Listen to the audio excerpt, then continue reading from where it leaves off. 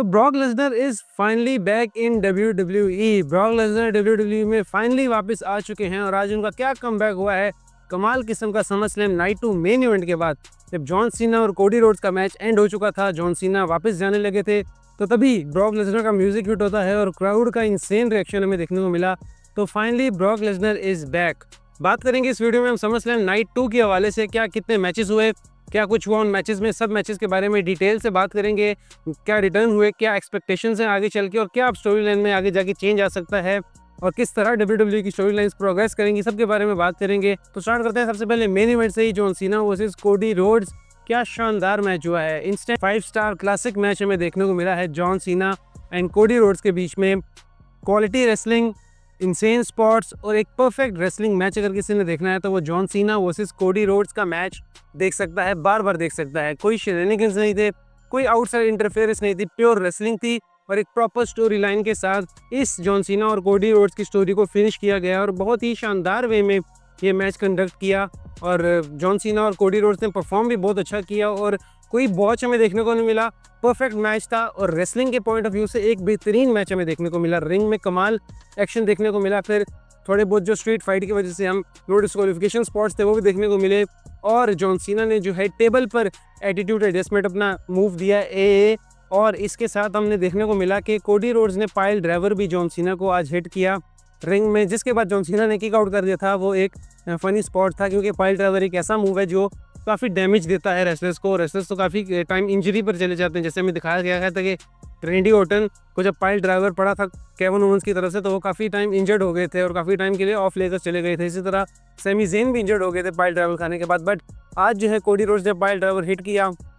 और एक और बहुत ही क्लासिक मोमेंट हमें देखने को मिला जब कोडी रोड्स के इंटरेस्ट वाला जो स्पॉट होता है वो नीचे से पुश करके ऊपर आते हैं जब उनकी इंटरेस्ट होती है, तो वहाँ से जो है कोडी रोड्स को उठाए हुए जॉन सीना जब उस मोमेंट पे उस जगह से निकले और जो एक क्लासिक फ्रेम था वहाँ पे, तो वो काफ़ी अच्छा स्पॉट था और काफ़ी आइकॉनिक लगा वो भी। और जॉन सीना की जो लुक थी वहाँ पर एक टाइम के लिए तो लगा कि शायद जॉन सीना दोबारा से हील होने वाले हैं, बट ऐसा हुआ नहीं।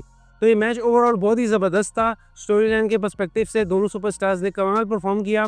कोडी रोड्स जो है काफ़ी बू हुए इस मैच में जब उनकी इंटरेस्ट हुई। इंटरेस्ट के बाद जब उनको अनाउंस किया जा रहा था मैच से पहले, तब भी वो काफ़ी बू हो रहे थे क्राउड की तरफ से। और उसके बाद उन्होंने बीच में कुछ ऐसी टैक्टिक्स भी की हैं जो जिससे हमें लगता है कि कोडी रोड्स जो हैं आहिस्ता आहिस्ता हील की तरफ जा रहे हैं, हील कैरेक्टर की तरफ जा रहे हैं। John Cena on the other hand, उनकी कमाल जो है परफॉर्मेंस थी और वो प्रॉपर फेस सुपरस्टार के तौर पर लड़े। उनकी इंटरेस्ट हुई सबसे पहले तो ब्लैकआउट था, लेकिन अचानक फिर कलरफुल इंटरेस्ट हमें देखने को मिली जॉन सीना की।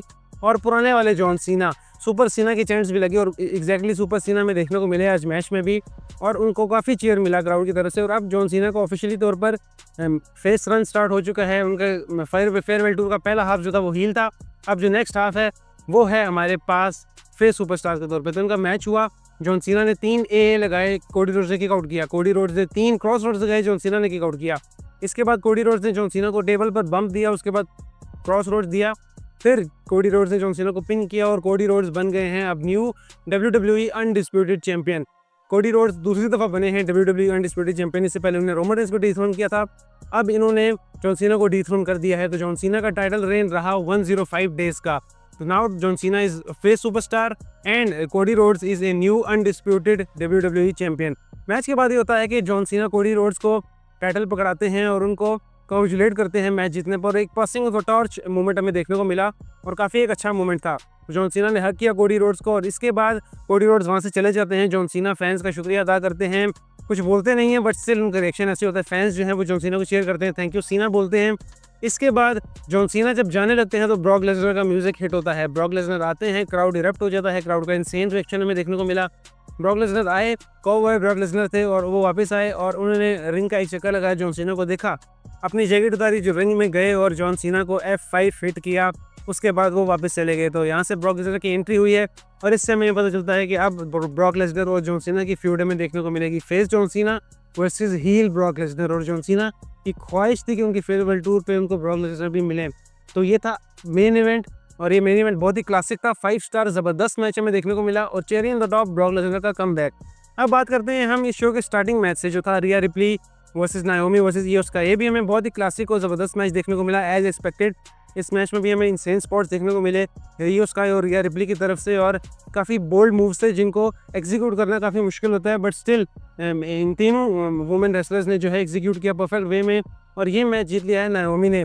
जब मैच के एंड में रिया रिप्ली ने रियो स्काई को टॉप ऑफ द रोप से रिप टाइड मारने की कोशिश की, उन्होंने रिप टाइड लगा भी दिया, उनको जब पिन करने लगी थी तो पीछे से नाओमी आई, उन्होंने रोल अप पिन के जरिए रिया रिप्ली को पिन किया 1 2 3 और नाओमी ने अपना टाइटल रिटेन कर लिया है। तो वो है आपकी अभी भी वुमेन्स वर्ल्ड हैवीवेट चैंपियन।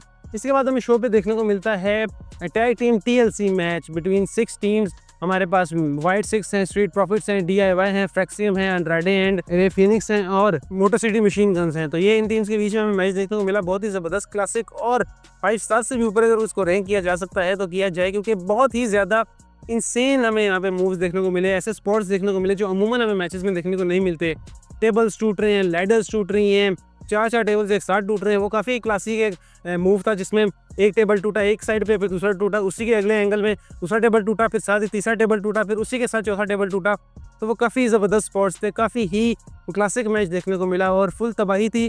पूरे शो पूरे मैच में ही जो है तबाही हुई है और कोई एक ऐसा सेकंड भी नहीं था कि जिसमें मैच बोरिंग लगा हो और थोड़ा सा जो है कम तर लगा हो।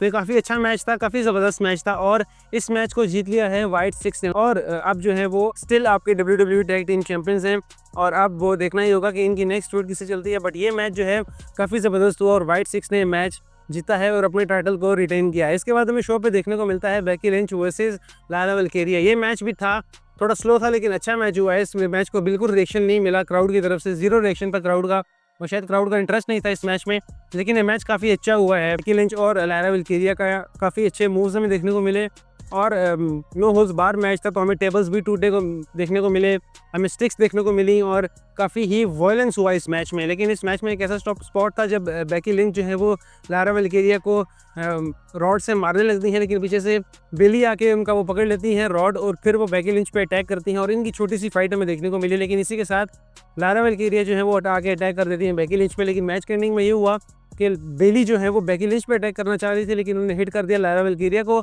इस तरह मौका मिला बेकी लिंच को मैन हैंडल स्लैम लगाने का और उन्होंने मैन हैंडल स्लैम हिट किया और 1 2 3 पिन किया लायरा वल्किरिया को। तो Becky Lynch still your women's intercontinental champion. इसके बाद हमें मैच देखने को मिलता है यूनाइटेड स्टेट्स चैंपियनशिप के लिए between solo Sikoa and Jacob फाटू, जो कि स्टील केज मैच था। अब ये मैच भी काफ़ी स्लो पेस था और ये मैच भी अपनी एक्सपेक्टेशन पर पूरा उतरा नहीं है, क्योंकि हमें उम्मीद थी कि जेकब फाटू और सोलो सिकोआ एक अच्छा मैच और एक क्लासिक बैंगर मैच पुट कर सकते हैं, दे सकते हैं फैंस को, बट ऐसा हुआ नहीं। स्लो पेस मैच था, कोई ऐसा इंसेन स्पॉट्स देखने को हमें मिले। नॉर्मल स्पॉट्स जो जेकब फाटू सोलो सिकोआ के स्नैकडाउन पे होते हैं वही कुछ था। जेकब फाटू ने मून सॉल्ट वगैरह दी, स्मॉल ड्रॉप वगैरह और एक मूव्स थे सुपर किक वगैरह। सोलो सिकोआ ने स्मॉल स्पाइक दिया, बट इसके अलावा कुछ ऐसा स्पेशल नहीं था इस मैच में।